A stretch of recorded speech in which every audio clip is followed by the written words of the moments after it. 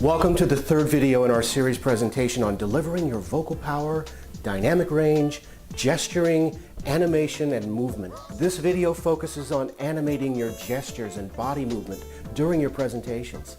It's intended to make it persuasive and effective when delivering your presentations in the boardroom, on a big stage, or on a video, or while on the phone. If your goal is to become a truly powerful front-of-the-room presenter, the next 15 minutes will be well spent. In our live training and coaching workshops, the first question we ask participants is, what presentation skills do you want to work on? And the answer is typically, I want to know what to do with my hands. Now this is code for I need the instruction manual on effective gestures, body movement, and animation to be the best presenter I can possibly be. I felt like I was on a spaceship, and I'm not sure what to do with my hands.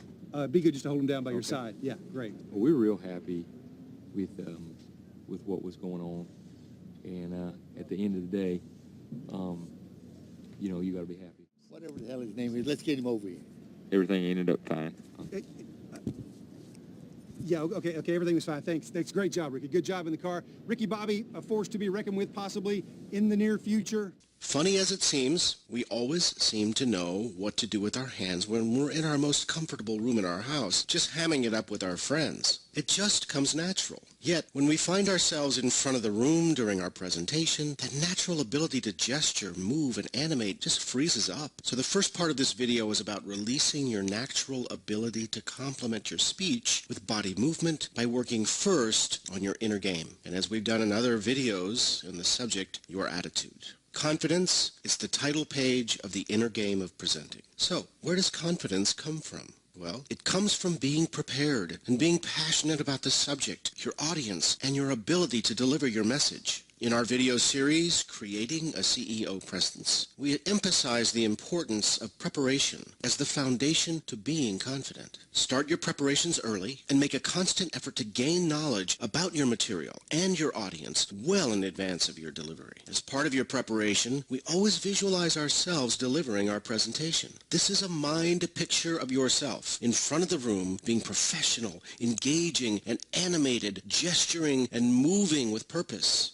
Most of all, visualize you having fun presenting. Then, as a most important part of your preparation, always video record as you practice your presentation. For the purposes of our topic here, when you record, focus on your gestures and body movement. This builds confidence in a big way. Projecting a confident attitude is important. Just as important, we tell the participants in our live seminars that we need to have the following attitude. There's one person in the room that's going to have the time of their life over the next 60 minutes. And that is you. Yes, give yourself permission to enjoy the experience. This will bring your listeners along with you. Your listeners want to be informed, educated, motivated, and entertained. In this day and age, adults expect all of that, and we have to deliver. And this will naturally cause you to smile more. Smiling is important because it tells people you like them, that you like your subject, you like yourself, and you like where you are right at this moment. Natural, relaxed, and congruent gestures are an outgrowth and reflection of our inner self. We are transparent as communicators, and our body, face, voice, hands can be a reflection of the inner battles that rage within us. We may be scowling for reasons unrelated to the presentation and not even realize it. The tips we have given you on attitude and preparation allow us to partition those battles while we deliver our presentations. Speaking of inner battles, let's talk about that big elephant in the room. Nerves are the body's response to anxiety,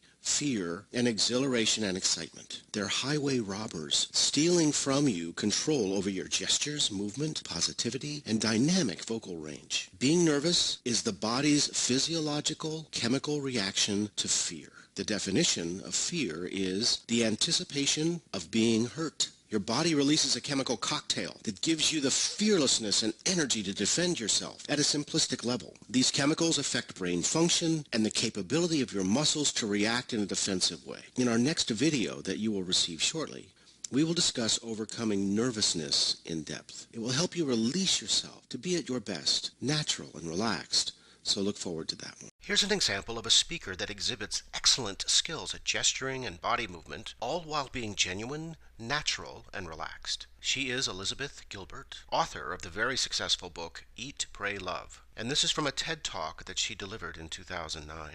Be sure to observe how she moves through the large space and also the professional humility she projects, which is very appealing for our speakers. I am a writer. Writing books is my profession, but it's more than that, of course. It is also my great lifelong love and fascination. And I don't expect that that's ever going to change. But that said, something kind of peculiar has happened recently in my life and in my career, which has caused me to have to sort of recalibrate my whole relationship with this work. And the peculiar thing is that I recently wrote this book, this memoir called Eat, Pray, Love, which, decidedly unlike any of my previous books, went out in the world for some reason and became this big mega sensation, international bestseller thing, the result of which is that everywhere I go now, people treat me like I'm doomed. So that's reassuring, you know.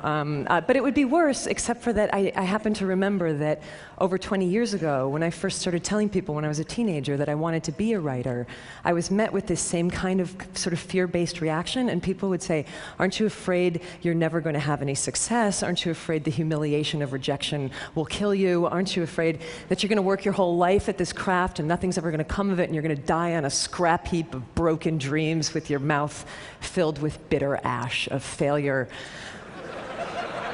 Like that. And so it seems to me, upon a lot of reflection, that the way that I have to work now in order to continue writing is that I have to create some sort of protective psychological construct, right? I have to sort of find some way to have a safe distance, you know, between me as I am writing and my very natural anxiety about what the reaction to that writing is going to be from now on. I truly hope you enjoyed and learned valuable lessons from our third video in this three-part series that focuses on your presentation platform skills.